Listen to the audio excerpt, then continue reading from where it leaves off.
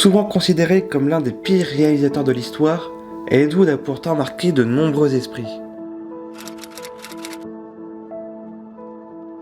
Ed Wood s'intéresse au cinéma dès son enfance. Il s'initie à la photo et écrit déjà plusieurs courts scénarios qu'il joue avec des amis. En 1946, à son retour de la guerre, il emménage en Californie, dans l'espoir de rentrer par la grande porte. Il réalise quelques pilotes pour la télévision, des westerns bas budget qui tombent dans l'oubli.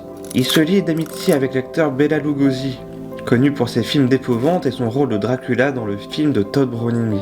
Après avoir tourné quelques films qui ne lui ont rien rapporté, il décide de tourner Glen or Glenda, adaptation d'un roman de Christine Jorgensen. Ce film sur le travestissement est très personnel au réalisateur, habillé en femme par sa mère dès son enfance. Habitude qu'il a gardée toute sa vie. Ce film marque aussi le début de sa collaboration avec Lugosi. Multitâche, Wood écrit, réalise et joue dans son film. Après cela, il réalise La fiancée du monstre, sorti en 1955.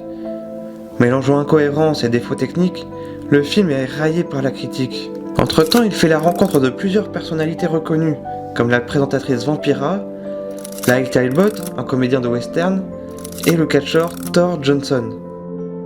Tous le rejoignent dans son film Plan 9 from Outer Space. C'est d'ailleurs ce film qui marque la fin de sa collaboration avec Bela Lugosi, décédé pendant le tournage. Ne pouvant se séparer de lui pour son film, Wood engage le médecin de sa femme au faux air de son ancien ami qu'il déguise pour son film. Ed Wood était un réalisateur très naïf.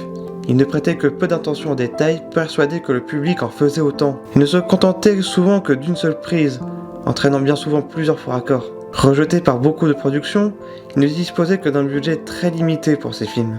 Il est complété d'ailleurs avec des images d'archives, ayant que peu de lien avec son film. Enfin, il utilisait des effets spéciaux très simplistes. Pour l'anecdote, la pieuvre de La fiancée du monstre, volée par l'équipe avant le tournage, n'ayant pas de moteur, il lui fallut que le comédien mime les mouvements des tentacules.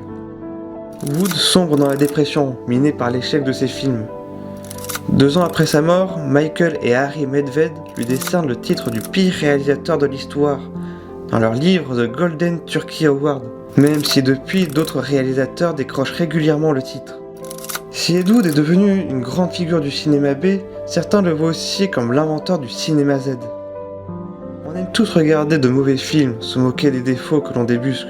C'est certainement la naïveté d'Ed Wood qui a attiré la tendresse du spectateur. C'est peut-être ça qui lui a permis de passer à la postérité.